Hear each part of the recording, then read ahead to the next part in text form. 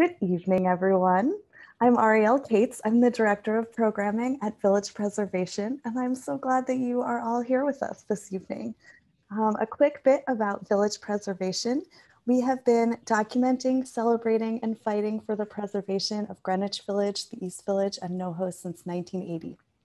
We work to expand and extend landmark and zoning protections and stop inappropriate development, while also encouraging appropriate development in our neighborhoods. We host roughly 75 programs a year, all of which are now virtual and most of which are free and open to the public.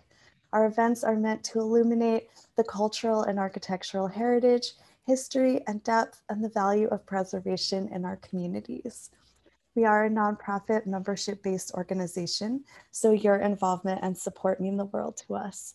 You can learn more at our website, villagepreservation.org, and please consider becoming a member or making a donation if you're able at villagepreservation.org/donate. I also have the great pleasure of welcoming this evening's co-host and my friends at Congregation Beit Simchat Torah. We are so glad to be here with New York's first LGBTQ synagogue, founded in the village in 1973, and now thriving in a landmark building on 30th Street. You can learn more about them if you don't already know at cbst.org. So just a little bit of Zoom protocol. Please, as you have already, feel free to use the chat to say hi, tell us where you're joining from, or raise any issues or thoughts. But if you have questions specifically for our speakers tonight, please use the Q&A function. It just helps me to keep track of your questions. You can submit those at any point during the talk, and we'll get to as many as we can. So tonight is very special as we're celebrating the release of Michael E. Levine's Village Preservation Oral History. Village Preservation's Oral History Project includes interviews with some of the great artists, activists, business owners, community leaders, and preservation pioneers of Greenwich Village, the East Village, and NoHo. It captures and preserves their first-person perspective on the important histories they witnessed or of which they were a part. And we're thrilled to have Michael's experiences in our oral history archive now. So I'm going to turn the evening over to Village Preservation's Executive Director, Andrew Berman, to introduce Michael and host our conversation. So take us away. Andrew, thanks so much. Thank you so much, Arielle, and give your voice a little bit of a rest, at least for the next 45 minutes or so. So it's my great pleasure to introduce, and although a lot of you know him well already, Michael Levine, who I've known for over 20 years now. Mike grew up in the Crown Heights neighborhood of Brooklyn, New York, and lived there until 1967, when he moved to Greenwich Village in his last year of graduate school at Hunter College. He was drawn to Greenwich Village because of its exciting bohemian qualities and the prevalence of its gay scene, in particular the Stonewall Inn. Levine was present at the Stonewall the night of the raid in 1969 that led to the days-long rebellion, and recounts the scene in the streets each night, as well as the event's immediate impact on gay rights and visibility in his oral history. With a graduate degree in urban planning, he was hired at the Department of City Planning, where he was assigned to work with Manhattan Community Board 2. In this role, he approved and recommended to the City Planning Commission the designation of the Greenwich Village Historic District, which was established by the Commission, the Landmarks Commission in 1969. Working closely with Doris Diether, Ruth Wittenberg, and Verna Small, Levine also reviewed plans related to other community issues within Board 2, including the rezoning of SoHo to accommodate residential use of industrial buildings, a radical idea at the time. Known at the time as a depressed commercial area, many artists were living illegally in industrial buildings in what's now called SoHo because of the cheap rent and the opportunity for large studio spaces. Levine recounts in his oral history mounting a neighborhood-wide survey of SoHo with the support of the SoHo Artists Association that led to the rezoning that enabled artists to remain in the neighborhood.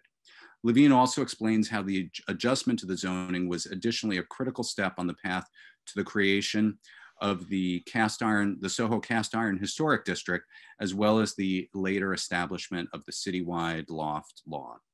After working in the Department of City Planning on various issues throughout Manhattan, as well as working for the New York chapter of the American Planning Association, which is how I first met Mike, and teaching at Pace University, Levine retired and returned to Manhattan Community Board 2, where he contributes as a longtime resident of Greenwich Village.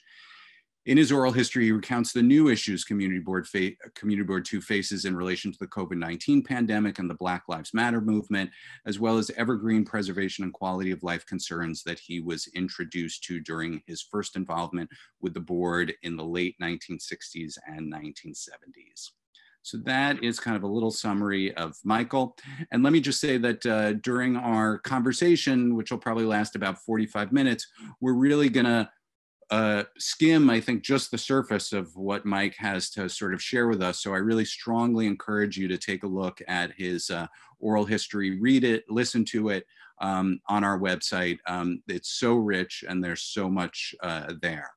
So Mike, the first question I want to ask you is kind of a little bit of a 30,000 foot question, because, you know, so we're going to talk about SoHo and how that happened. We're going to talk about Greenwich Village Historic District, Stonewall Rebellion, eventually CBST.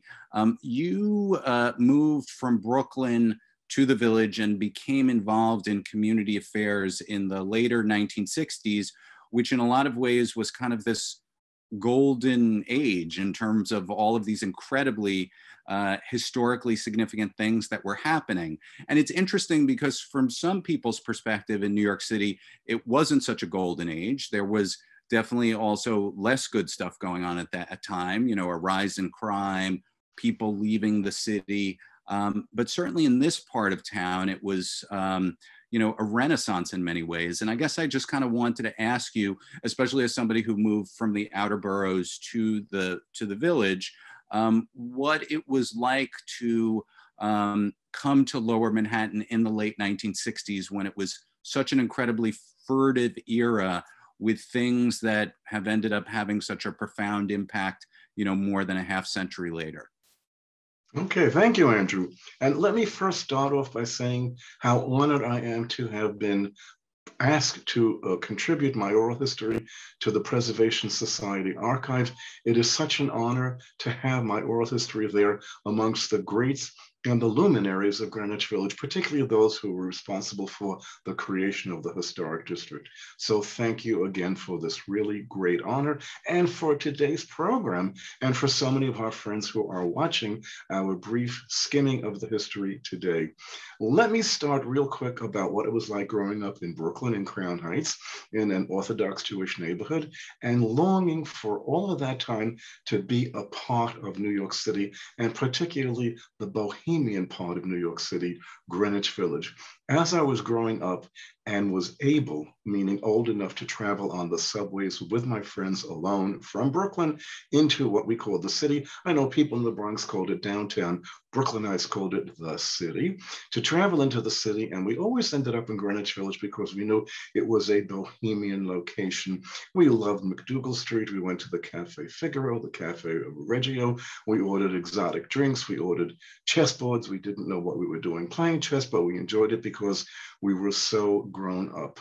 The only difference between me and my friends was that they were always drawn to McDougal Street and A Street, and I was drawn to another street in Greenwich Village, and that was Christopher Street. And it wasn't until I was old enough to travel on my own that my legs took me to Christopher Street.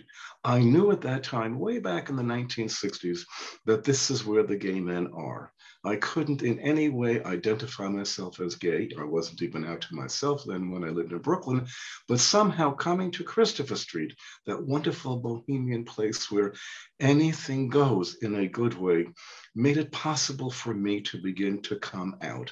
When I finally moved to Greenwich Village in 1967, my last year of college, I moved in on a Saturday, very quickly from Brooklyn. I didn't have very many possessions, and I moved into a studio apartment when my brother helped me move things in a rented van.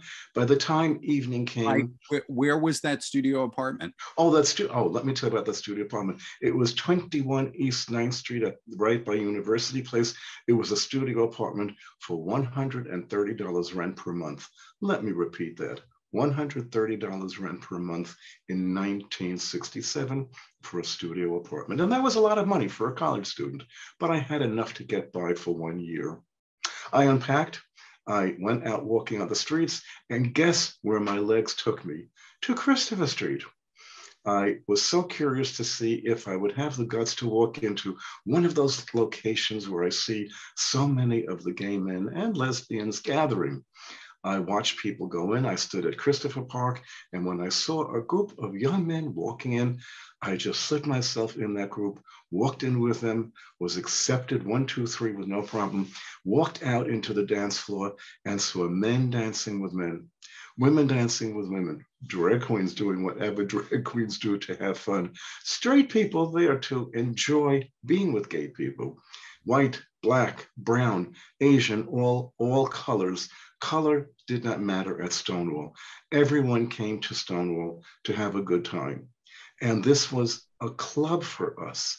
There was never a problem. You could always feel comfortable at Stonewall. All it took was 5 minutes for me to be inside. And I said, now I really feel at home in Greenwich Village and at the Stonewall Inn. And along those lines, Michael, let me ask you, because you mentioned in your oral history the fact that there were other gay bars that you went to, but that the Stonewall had sort of kind of a very distinctive feel to it. And I'm wondering how you would distinguish it from the other places. It was mafia run. I'm not sure if all of the other ones were. I know you talked about it having basically sort of everybody was there, everybody was welcome there, and more buttoned down places where certain kinds of behavior might have not been accepted. Pretty much everything was here. So tell me what distinguished Stonewall from other gay bars at the time. The gay bars uptown, or I should say in Midtown, were locations in which you had to wear a jacket and a tie, and men were not allowed to touch men, and you always had to have a drink in your hand, and you always felt a little bit uncomfortable, but you knew there weren't very many other places to go in Midtown. In the 56th Street and the Upper East Side, they were very, very, in a way, closeted bars, even though they were known to be gay bars, and you had to wear a jacket and a tie. The bars in the far west village were a little bit different. They were a little bit rowdier. You had most of the folk who went, they were wearing leather, they were wearing chaps, they were wearing boots, and I didn't feel very comfortable going to those. It didn't have a friendly atmosphere. You had the feeling that people were there because they needed to be there. They wanted to drink, they wanted to meet people, they wanted to go out on their motorcycles, but they weren't really having fun. The only place that I ever found in the 1960s where I could have fun in a gay bar was the Stonewall, because everyone was there and everyone was there to have a good time. No jacket and tie, no black leather, no boots, no chaps. Come as you are and have a good time and be amongst your friends. So this is obviously a perfect transition to talk about the hairpin drop heard around the world, as it has been called, the events in late June of 1969, which you were there for. And, of course, we could have an entire evening just talking about that. But if you could maybe, I was particularly struck by what you talked about in the oral history about never having been subjected to a raid before, and both what your concerns were and the guy who you were with, who I think you were dating or was your boyfriend, who I guess had been through this before, the advice he gave you and what you did, and then what followed after that, because of course it didn't end there either for you or for the Stonewall Rebellion, which of course lasted 3 nights. It started on a Friday night, as you all know, and I was at the Stonewall Inn with a date. It was the second date we had met the week before. And for gay men in the 1960s, the second date was a relationship. We had our date there. I was at the bar getting drinks for the two of us. We had just come off the dance floor. And the bar had that wonderful feeling of a smell in the air that never disappeared. It was a smell of cigarettes. It was a smell of beer. It was a smell of cologne. Gay men loved to wear cologne everywhere in those days, and it hung heavily in the air. So here I am standing at the bar, inhaling all these fragrances, and suddenly the lights go up, the music goes off, and you could hear a hairpin drop. It was so silent, and someone said, "Raid." And it terrified me unbelievably, because I'd never been in a raid. My date that night had been in raids before, and he looked at me and he said, calm down. They don't want us. This is a mafia bar, and they want the owners who obviously have not made their payos. All we have to do is walk out silently and quietly, and they will leave us alone. And I said, okay, let's do that. We all exited, everyone quietly from the bar. And again, it was unbelievably quiet. We walked out through the main entrance onto Christopher Street and were greeted with what I thought was every single police car in New York City facing the entrance with its lights on, blaring in our eyes. It was terrifying. I was frightened that someone would discover, oh my God, he's in a place like that. You know what he is, that everyone would know, that it would threaten my status as a new employee for the city of New York. And so I turned to my date and I said, let's get out of here. We turned left and we started walking down Waverly Place to go to my home, which at that time was on 9th Street. And suddenly he said to me, look back. They're not leaving. Everyone is staying. Let's go back. And we did that. We walked back. And the atmosphere in the street was like a Mardi Gras, like a festival. The people would not leave. Everyone stood around, everyone milled about, and suddenly a sight that I will never forget as long as I live, the drag queens formed a chorus line and danced up and down the street, chasing the police up and down Waverly Place. It was an absolute delight. People were laughing, people were screaming, people were crying, people were clapping. Men were kissing men. Women were kissing women, something we never could have done a week earlier. We danced in the street because we were saying, we're going to come here. We're going to stand and we're going to dance on the street every night until we can go back in. We came back the second night, which was Saturday, and the Stonewall was closed. There was a sign in the window, we're closed for business, patronize other bars. Everyone stood around. Everyone did a little bit dancing in the street. Everyone hugged and kissed again, things we couldn't do before. It wasn't quite the same atmosphere as Friday night, but people did not want to leave because people had come from all over the city having heard that something happened at Stonewall. And it was a very significant evening. We were saying, we're going to come back every night until you accept us for who we are and what we are. The third night, and that was the culmination, the third night was the difficult one. The third night was the one where the police commissioner sent in the tactical police force, for which the police commissioner apologized at Stonewall 50th anniversary as an overreaction. And that frightened all of us to see the stormtroopers with their white motorcycles, white helmets, and it frightened me away. I didn't want to be there that night because that was something a little bit scary. The press was there, the newspaper was there, everyone was there. Everyone knew that something significant was happening in Manhattan, downtown, in Greenwich Village. For the first time, the gays fought back. And it was in every newspaper and in every television show the next day. It was quite an experience to have seen the rebellion grow from a bunch of gay and lesbian and bisexual and folk on a Friday night to an open rebellion in the streets of the city of New York on Sunday night. Something I will never forget as long as I live. Let me ask you a little bit of sort of quick context, and this is, from the perspective of, so I was born in January of 1969, so I was on this earth for these events, but entirely unaware of them, of course.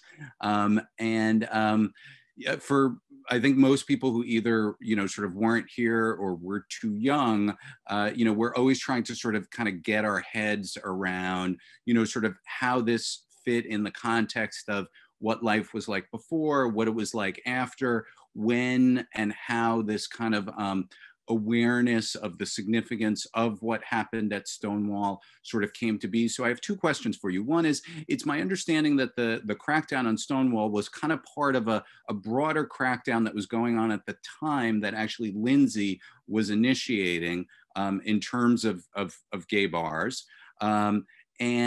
Given that is the case, I know you talked about your fear being a city employee of being outed and what that would mean, although it sounded as though things shifted a lot after that. And I'm also, I would say, as somebody who's done a lot of reading and research about Stonewall, my sense is that at the time, the coverage of it was limited. to the sort of broader world, but obviously the people who were involved and to a certain strata of society, it felt very significant. And it's only in the years and decades since then that it's become this sort of nationally and internationally recognized event. So if you could maybe just, I know those are huge questions, but sort of briefly, maybe just offer a little insight into either of those. Very, very, very interesting question. The only immediate differences that I felt were two.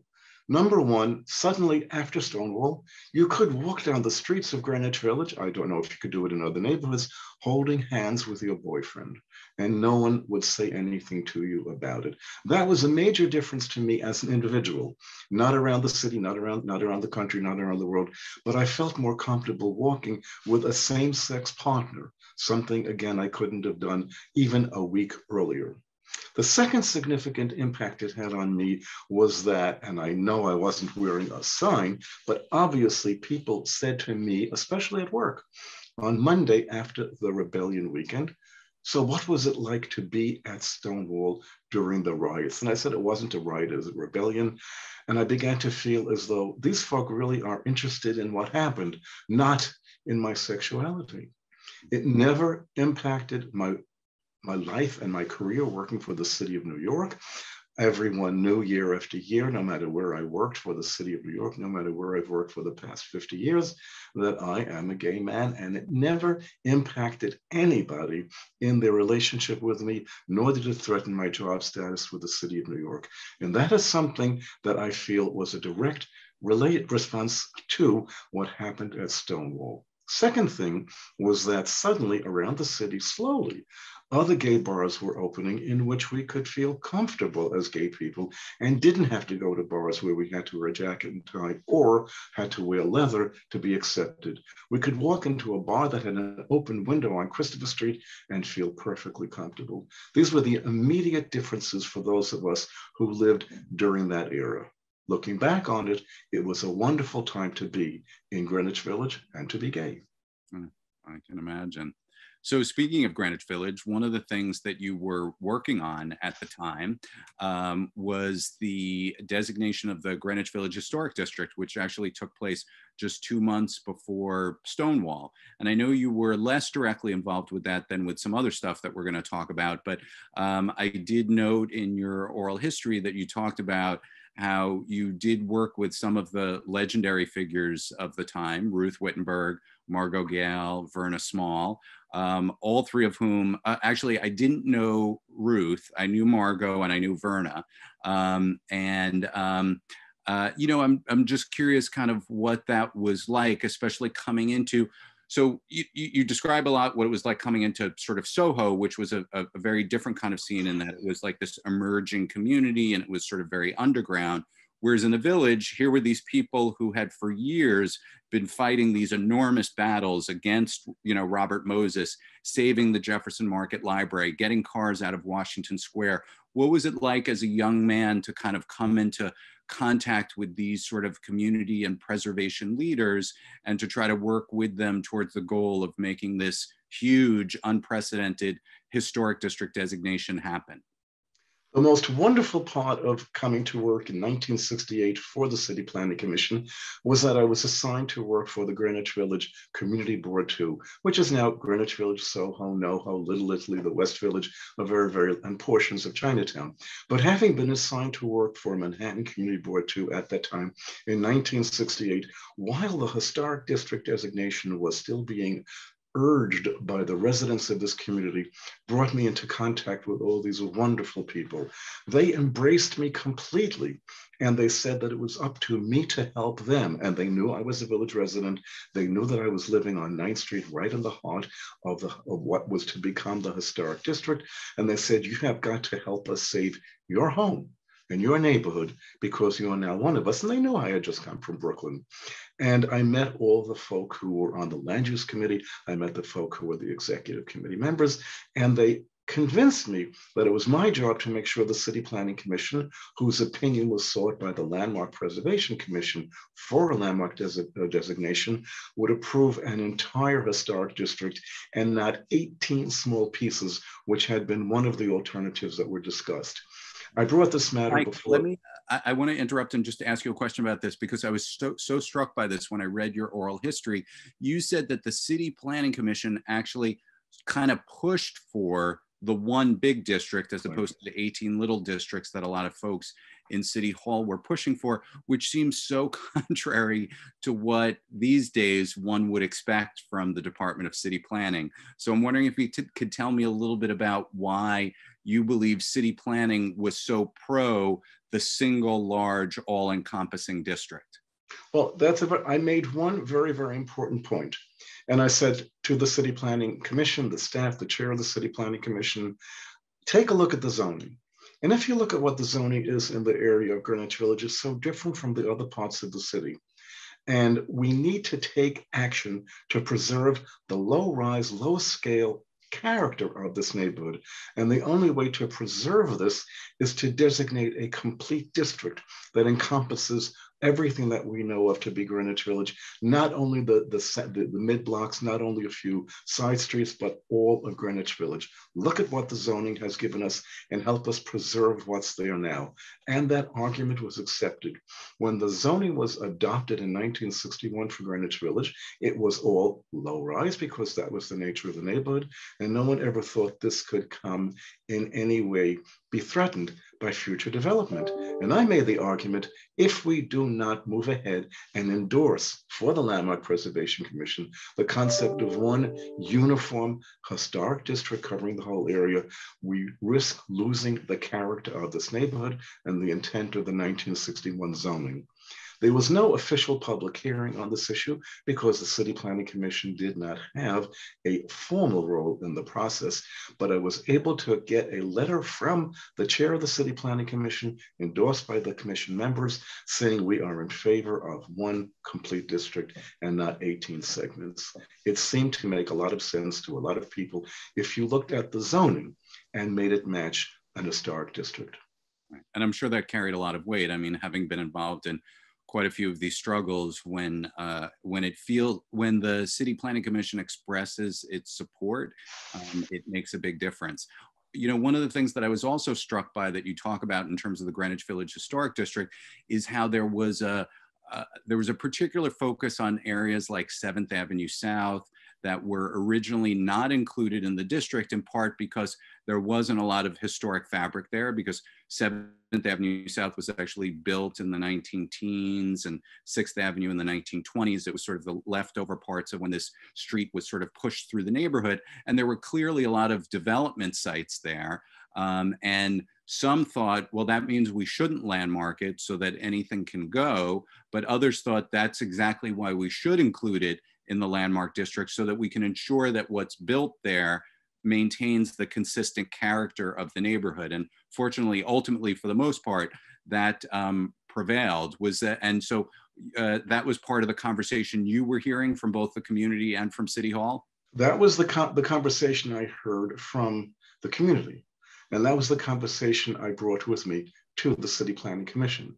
And it was very important. And I tried to explain to them, we are talking about people who have been residents of Greenwich Village, who have been fighting for designation of this, preservation of this area. Verna Small, Jane Jacobs, I even met Jane Jacobs once in the 1960s before she left for Toronto.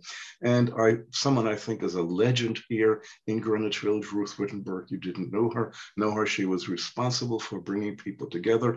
Margot Gale, who worked so hard to preserve the Jefferson Market Library. All I had to do was say to the City Planning Commission, again, it wasn't City Hall who intervened at that point. It was the local community that said to me, you've got to help us save this area, including 6th Avenue, including 7th Avenue. And that argument worked. And I owe that to the education I received in the first year I was here from these great luminaries that preceded me as residents of Greenwich Village. And quite an education it must have been. And then you carried that with you into your next big project, just a few blocks to the south, which was SoHo, or what's now called SoHo, and was another case where landmarking and zoning issues came together, but of a very different sort. Greenwich Village was this long established historic community that was fighting to keep its character. SoHo, though it also had very old buildings, was this newly emerging residential neighborhood, illegally residential, that some people just wanted to be left alone and stay under the radar. Others wanted to create something that would allow them to be there legitimately and above board and to kind of thrive as this artistic community.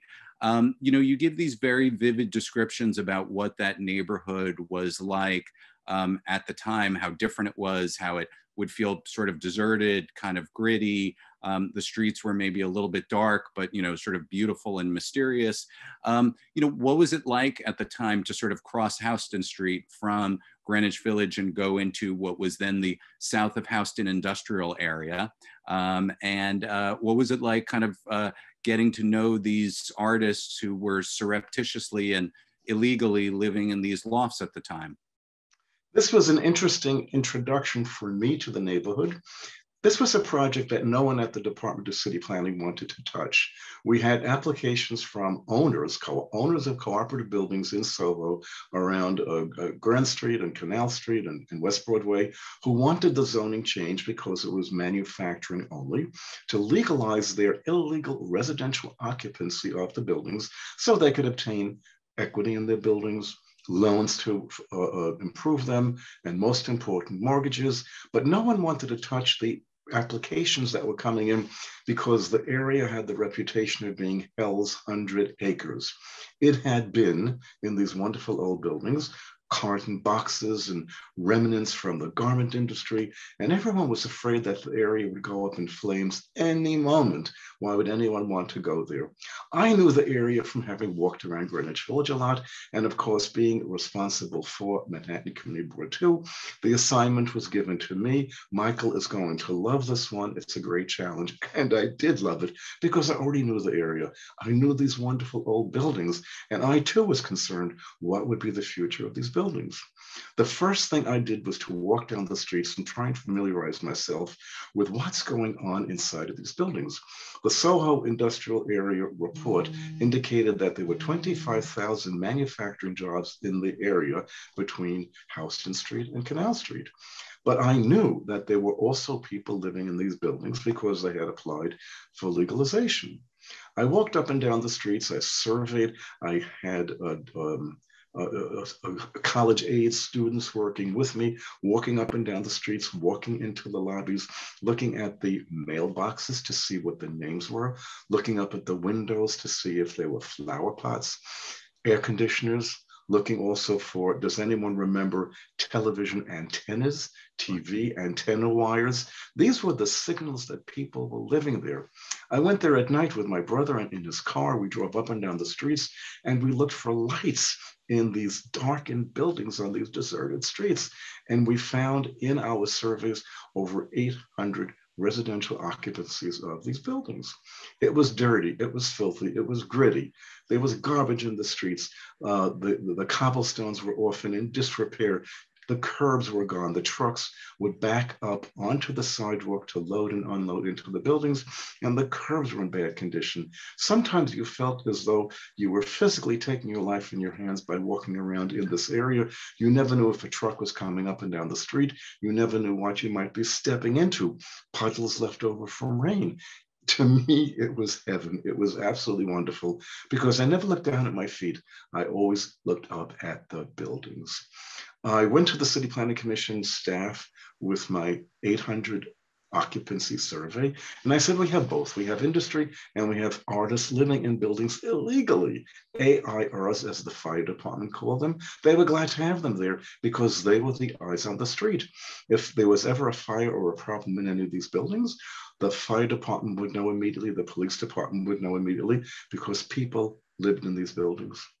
And I said to the staff of the Department of City Planning, we need to create a special purpose district to allow artists to live legally within the area with manufacturing. And the staff of the Department of City Planning came back to me and said, we have a better solution. Why not create a new use group in a manufacturing district called Joint Living Work Quarters for Artists.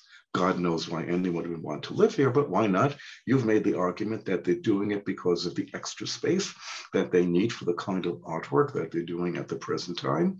And so we created a special use group that would be allowed joint living work quarters for artists, but only in areas designated M15A or M15B for artist occupancy.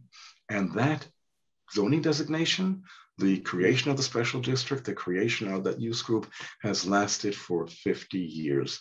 It was a frightening district at that time, and I'm so glad that I was able to do something to save it. One final story relating to the creation of the historic district. I went to Harmon Goldstone, who was the chair of the Landmark Preservation Commission at the time. He had been a member of the City Planning Commission, and I knew him. And I said to him, you need to designate SoHo as an historic district so that I can get the City Planning Commission to change the zoning. And he said to me, it's really the opposite. You need to create a way for me to say there is a viable alternative use for these buildings. As manufacturing leaves, we have additional uses, and therefore we should create the historic district. As soon as the zoning was adopted in 1971, the Landmark Preservation Commission went to work creating the SoHo cast iron district. So it all played together very, very well, and the pieces all came together so that in 1971, we had the Special Artist Housing District, and a few years later, we had the Cast Iron Historic District. It was a wonderful succession of events, all of which had popular support, naturally, in Greenwich Village. Let me ask you, just in terms of a little bit of context. So, you know, all of this stuff was happening in terms of SoHo, where, you know, the property owners wanted to be able to get mortgages, and they wanted equity, and the people were moving into these buildings that were cheap and empty. In the context of, for about the 10 years prior, virtually the entire neighborhood had been earmarked for demolition by Robert Moses for his Lower Manhattan Expressway, which only died a very, very, very slow death, which, if I'm not mistaken, it wasn't sort of the final nail in the coffin wasn't until about 1968. I think there was a sort of a final vote by the Board of Estimate where it was like, it's completely done. But so this was an area that was kind of like in this limbo for years. It was, in addition to all of the reasons you described, it, I would imagine, was impossible to get, you know, mortgages for your buildings because everybody believed they were going to be demolished. People could move into these buildings because everybody thought they're not going to be here for long. So yeah, who cares if somebody lives here illegally for a little bit of time? But then all of a sudden, when the reprieve happened, there was this whole potential new future for this area. And I'm just wondering if you kind of had a sense of how much that played into how, you know, how this all worked out and what people thought about the area at the time. Well, interestingly enough, Moses did succeed in some of his plan to replace these old buildings in Lower Manhattan. You will recall that north of Houston Street, Washington Square Village was built. A lot of these loft buildings, not all of them cast iron, but a lot of loft buildings were demolished. And of course, south of Houston, his plan was for the Lower Manhattan Expressway and then for additional housing through urban renewal to replace the rest of the area.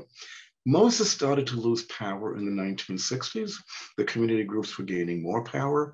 We had a lot of changes happening in the city, and the Lower Manhattan Expressway, after many, many years, was finally demapped in 1968, which was what made the area take off, which is what made the occupants of those buildings start to buy the buildings and convert them into co-ops.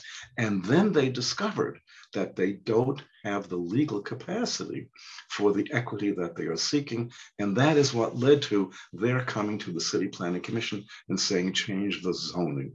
So in a way, we do owe it to Moses the fact that there was such a cloud over SoHo all those years, which kept the property values down, which allowed the artists to move in to occupy vacant spaces that industry was leaving, which then allowed us to go ahead and change the zoning to allow legalization of their occupancy and then to allow the SoHo designation. Somehow the pieces all fit together in a magic way. I wish I could say the pieces of urban development fit as well in today's world. Remember, this was pre-Euler at that time, and the City Planning Commission could do almost anything it wanted to overnight.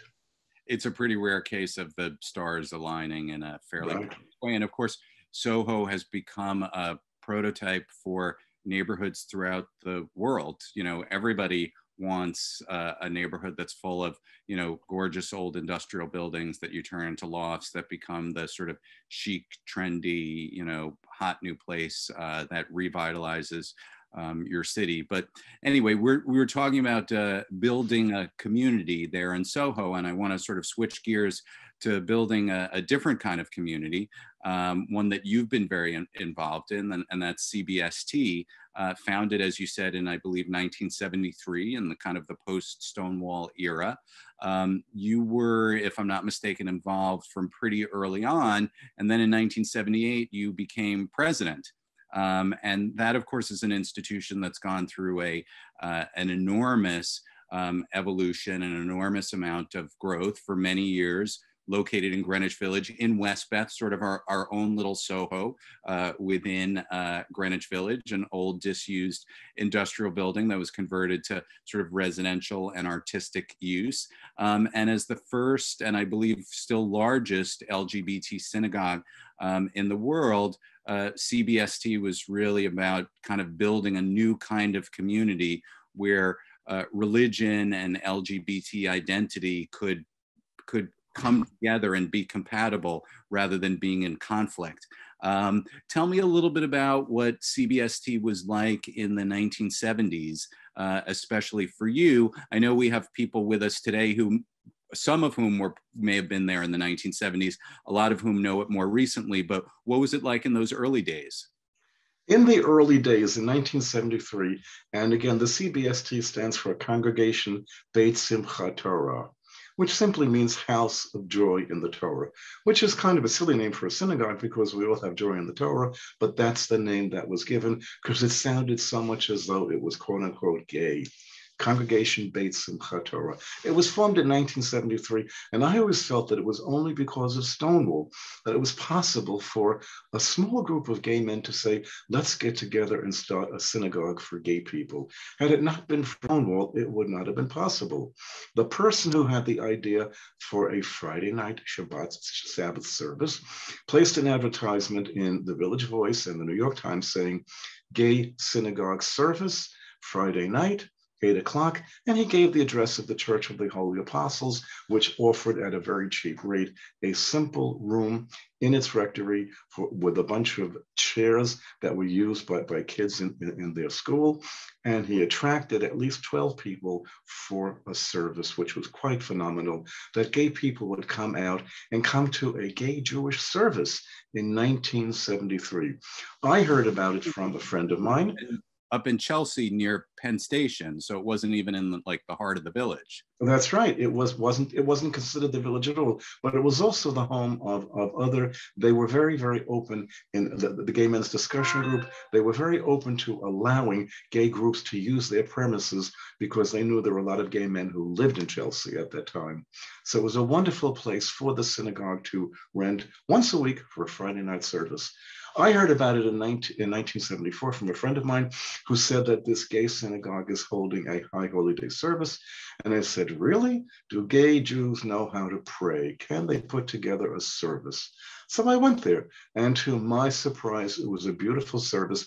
It was mostly people from backgrounds similar to mine, from the outlying boroughs who came in from Brooklyn and Queens and the Bronx, people who lived in Greenwich Village and Chelsea and wanted to practice religion openly as gay Jews. It was a very small room. It was about a dozen people for the first service. By the end of the first year, we attracted about 80 people.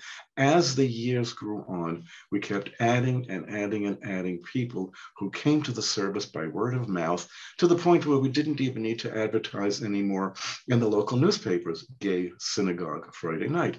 People came to our services and the church said to us, you have outgrown this space.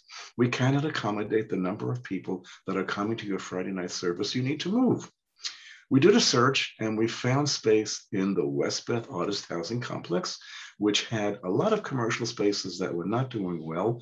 It was too far away from the main parts of Greenwich Village to attract people. We rented at that time what had been the Guggenheim Children's Museum, and then we moved, and then we expanded our space to something like 6,000 square feet. By the time we reached 1980, we had over 800 members. We had grown so much.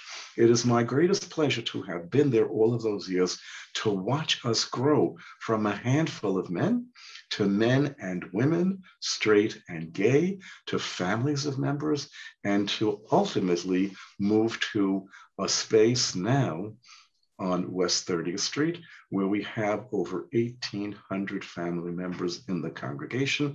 And again, in a way, this goes back to the beginning of our talk. Gay men, lesbians, drag queens, straight people, gay people, people of all colors, people of all races, everyone is welcome at CBST. I have the same feeling at my synagogue now, even though we are virtual, online, because of the pandemic. I feel as though this is my home. The same feeling I felt about Stonewall when I went there for the first time in 1967, I still feel today in 2021. Everyone is welcome. We are a Jewish congregation, but everyone can join in with us with the joy of being whatever you are, gay, lesbian, bisexual, queer, whatever the definitions are today, everyone is welcome. And I'm so delighted that I was president in 1978 to 1980 to have been part of the growth of this congregation. And again, we never could have done it if Stonewall had not happened a few years earlier. Sure. First of all, that's beautiful and an amazing story to hear. It's also just so striking. Not that I don't know this is the case, but to hear about sort of Westbeth being kind of so far away off the beaten track. Here it is now along the waterfront, a couple of blocks from the end of the High Line. Of course, the waterfront was crumbling piers. The High Line was a decrepit, disused overhead rail line, but it was a very different place at the time. One very last quick question, and then I'm going to turn it over to Q&A because I'm sure other folks have lots of great questions.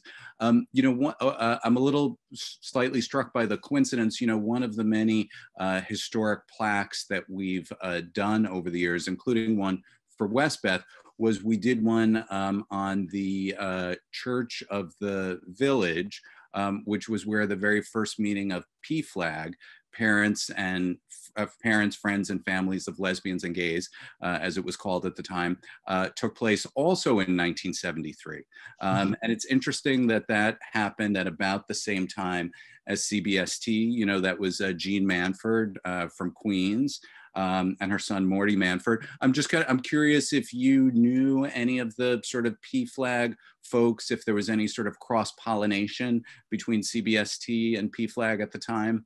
Not at that time. There was no cross-pollination.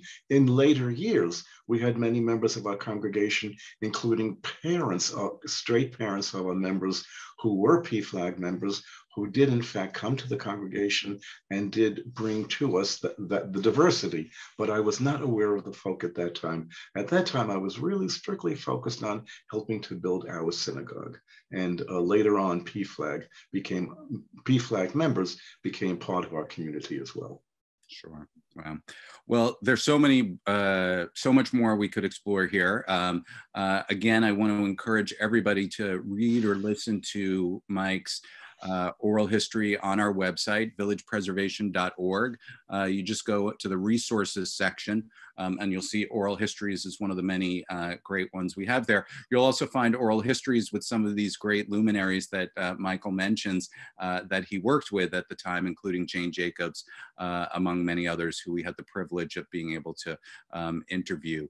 So I am going to, I believe, turn it over to Ariel to pick the questions. Is that how we're doing it, Ariel? Sure. We've only got 2 at the moment, so if anyone else has questions, please drop them in. These are from Shep, who wanted to know, as a point of fact, that there there may be the first gay synagogue, which was Congregation Chaim Chadashim in LA. Do you know? That is correct. Know about this? Okay. That is correct. The first congregation was formed just before CBST in Los Angeles. And there's always been an argument between New York City and Los Angeles, who was really the first. And we think that LA was formed in 1972, Beit Chaim Chadashim, and we were formed in 1973. But we've always had a counter argument, and that counter argument is CBST has always been bigger than any of the synagogues in the rest of the country. So therefore, it didn't matter that perhaps we were the second one, we're still the biggest. And of course, we always say we're the best. Very. One could argue with that. Certainly not me. Nachum wants to know why industry had left SoHo in the first place to make room for the artists who were living. That's an interesting question. Number one really is that the buildings were becoming quite antiquated. The nature of the industry that was occurring in SoHo was not efficient for those buildings. Trucks had enormous difficulty getting up and down the streets.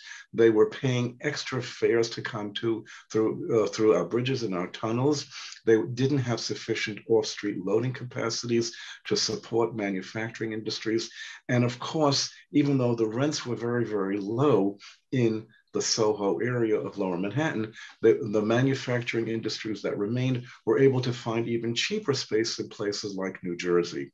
So firms went out of business, or firms moved to other locations and slowly vacated the premises. It's kind of the natural evolution of neighborhoods in New York City. Neighborhoods change. We're a very dynamic city. We're not static, and we're always changing. And so the industry left for the same reason that the garment center is no longer the location of manufacturing garments, but is the location of showing garments, because the manufacturing firms all through Manhattan Island have found other locations that are better suited for the nature of the trucking facilities they need, the rentals that they need, and other issues related to efficient manufacturing. It was simply a part of the evolution of this area. Marcia has a great follow-up question. Just last week, we marked the anniversary of the Triangle Shirtwaist Fire, and she was wondering if that had any influence on the movement in manufacturing. No, it didn't have a direct influence, but because after the Triangle Shirtwaist Fire tragedy was over, and the services were held and the bodies were buried and the building was repaired, a year or two later, the same manufacturing opened up again in the same location. Again, these were loft buildings, which are now part of New York University, and the manufacturing uses continued in that location. So it really didn't have anything to do with the desertion, shall we say, of Manhattan Island by industry. What it did do is have beneficial impact on things such as fire safety laws, labor laws. You couldn't work 18 hours a day, child labor laws. It had a great influence on what it was like to do business in New York City, and that may have been a factor of some of the industry leaving, but it did not have a direct relationship with the outmigration of industry from Manhattan. It was a horrible, horrible tragedy that occurred, but within a year or two later, that same business was open again in that same location for manufacturing uses. And of course, today it's part of New York University. There are plaques outside of the building, and every year there is a memorial observance for those who perished in the Triangle Shirtwaist Fire. A terrible tragedy, again, part of the history of New York City. I think it was much more emblematic of this sort of broad post-war shift in how industry and manufacturing took place, especially in cities, and these sort of relatively older, smaller buildings were no longer what industry was kind of really looking for. But that also happened on a lot of the larger buildings on Broadway, Andrew, as you and I and Ariel, as we all know now. A lot of changes happened to the larger buildings on Broadway, which manufacturing uses have left, which are now occupied by office buildings and by retail space, by big box retail. So the large and the small spaces all were becoming abandoned because this was no longer an efficient location to conduct business. And interestingly, Michael, as I'm sure you know, some of them originally were department stores. Right. In the late 19th and early 20th century were converted into loft and manufacturing, and now have been converted back to retail, which is interesting. So it's, in some cases, it's come full circle. Right, right. Interesting. Yes, Alex, workers' comp laws also came out of that. Yeah, that's right. Okay, I have a question from John West. John, hi, John. A colleague of mine. Hi, John, how are you? Oh, do you think that the attitude of the City and Cpc toward communities has changed over time to be less receptive to community concerns? I feel as though it's gone in two directions, and let me explain that. Again, it's a cycle here. When I came to work for the City Planning Commission, there wasn't that much of a concern for communities. We had many old-line engineers who taught me a lot about zoning and a lot about the technical issues that you face as a city planner. And it was only in the 1960s that the City Planning Commission created local borough offices to concern itself with community issues. And I was the beneficiary of that in that I went to work for the Manhattan office. So there was a shift in the 1960s for concern about what communities think about. And again, this was pre-ULURP. How do the communities feel about what's happening in the city and what should happen in the future? And we saw a long, long history of ULURP changes and other changes to the laws, and the City Planning Commission trying to do as much as it could to involve communities in the decisions that are being made about their future. Unfortunately, I'm finding that at the present time, some of that is being lost, and some of the proposals being presented by the current administration for different kinds of zoning changes that will increase high density residential development in neighborhoods that perhaps are not appropriate for it. And I sometimes feel as though the city is not thinking as much as it did at one time about what the communities feel. I feel as though the different mayoral administrations have had different agendas, and frequently they are at odds with what the local communities want. The proposed SoHo NoHo rezoning is one of the examples where we in the community feel as though we're going to be getting a lot more high density development than any of us ever want. And I feel that this is a change in what I have seen at the City Planning Commission, that we are not listening, they are not listening as much as they did once to what the communities wanted. The creation of community boards way back in the 1960s was another step whereby government would listen to the community boards. Again, I have the feeling as though we're not always being listened to as the different city administrations devise different plans for redevelopment or new development in the city. I wish we could go back to that level of concern for communities. Amen to that. Yes, I second the amen. We have a question which maybe both of you can answer from Larry. Do you see any future for 8th Street east of 6th Avenue? It has always seemed to me an unstable commercial street. And then Michael, he also wants to know who found the afikoman in your house.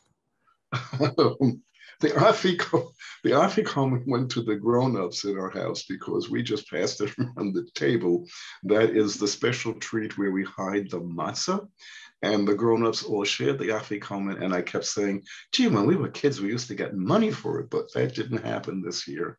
We all seem to share in the matzah. Let me answer the question about East 8th Street between 5th and 6th Avenues. It has been a major problem. I'm on the executive committee of the Village Alliance Business Improvement District, and 8th Street has suffered a lot over the years. It at one time was a location of restaurants and bookstores and bars and a very, very lively street. Over the years, it evolved into a location for inexpensive shoes. It became a shoe center. That started to disappear. And right now, 8th Street is kind of on the cusp. There are many vacancies there, and we're not sure what the future will be, but we do know that restaurants and eating establishments just prior to the pandemic were beginning to once again become popular on the street. It is my feeling that that one block, which by the way, was designated a limited commercial district by me in 1970 when I worked for the City Planning Commission to prevent high-rise development and big box retail from coming in. We were successful in doing that because we never got any very large-scale uses in that area. And I think what's going to be happening in the future, because of the dedicated work of the Village Alliance Business Improvement District, is that even during the pandemic and when the pandemic is over, we will see restaurants coming back to 8th Street. It's a wonderful location. It's a great place for us to go. It's a destination. It's in the heart of the city. It's in the heart of the historic district. It has everything going for it. And again, even as we go through the pandemic, we know there is a future for 8th Street. Thanks. I have a quick question from Eve. Hi, Eve. What, if any, was your awareness of Judy Garland's death the weekend of the Stonewall Rebellion?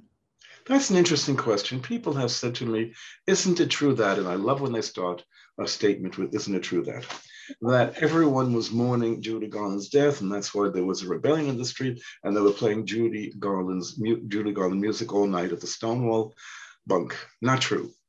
We were all aware that Judy Garland was gone, as was everyone, and gay men did identify with Judy Garland. But when you walked into the Stonewall that night, it was jukebox music. Does anyone remember jukebox music? How loud it was blaring. It wasn't Judy Garland. And Judy Garland's death had nothing to do with the rebellion, although everyone was aware of the fact that she was gone. We all identified with her, but we were kind of there that Friday night to get over our sorrow that we lost someone who was important to this community, someone who was so troubled, as some of our lives were as well. But it was not the reason for the rebellion, and they were not playing Judy Garland music all night, that Friday night of the raid. Thanks. That's good to know. We have an anonymous question about mayoral candidates and preservation. I don't know. I mean, since Village Preservation is a nonprofit, we cannot endorse anyone, which that is my knee-jerk thing, but I will turn this over to both of you. I don't think either of us can answer that one, Andrew. Is that correct?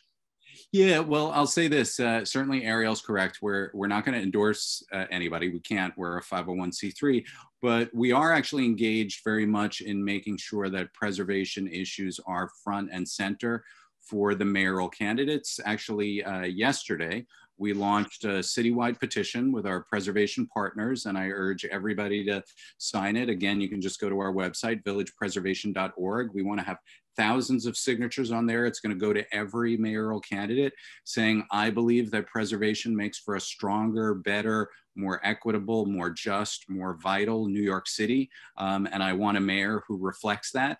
And we're also going to we're asking every campaign for position papers on preservation issues so that we can publicize and share them and hold them to account for what they say they're going to do. And we're also going to be doing questionnaires and forums for all of the candidates so that we can get them on the record and educate the public about their positions, about their records, make sure everybody knows when election day is and how to vote. And then we leave it up to you to make the choice about what to do with your vote, which is as much as we can do under 501c3 restrictions, but we do everything we can to educate the public and educate candidates on these issues. Thanks. And I just put the link to the petition in the chat, so you can click through. And Andrew, I think you'll be pleased to know that I signed the petition yesterday. Thank you very much, Michael. Well, I know we have many more questions, which probably we could talk late into the night with each other, but I know that there are many other things going on and we are past 7 o'clock. So I just want to express so much gratitude to you, Michael, and to you, Andrew, for making this conversation happen tonight and for telling such wonderful stories, and to you, Michael, for your oral history. I loved listening to it. I really encourage everyone to listen. Thank you all so much for being here. And Ariel, may I say one last word again? I'd like to thank you. I'd like to thank Andrew and the Preservation Society for the very great honor you have bestowed upon me to include my oral history in the Village Preservation Archives. Thank you.